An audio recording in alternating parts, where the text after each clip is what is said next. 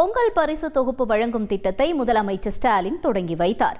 சென்னை சைதாப்பேட்டை சின்னமலை நியாய விலை கடையில் இலவச வேட்டி, சேலை மற்றும் பொங்கல் பரிசு தொகுப்பு வழங்கும் திட்டத்தை முதலமைச்சர் ஸ்டாலின் தொடங்கி வைத்தார். இதன்படி பயனாளிகளுக்கு 1 கிலோ பச்சரிசி, 1 கிலோ சர்க்கரை, முழு கரும்பு மற்றும் விலையில்லா வேட்டி, சேலை வழங்கப்பட்டன.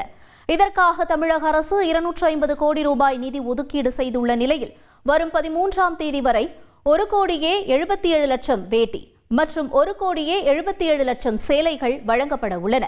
இம்முறை இலங்கை தமிழர் மறுவாழ்வு முகாம்களில் வசிக்கும் குடும்பத்தினரும் ரேஷன் கடைகளில் இன்று முதல் பொங்கல் பரிசு தொகுப்புகளை வாங்கிக் கொள்ளலாம் என்று தெரிவிக்கப்பட்டுள்ளது.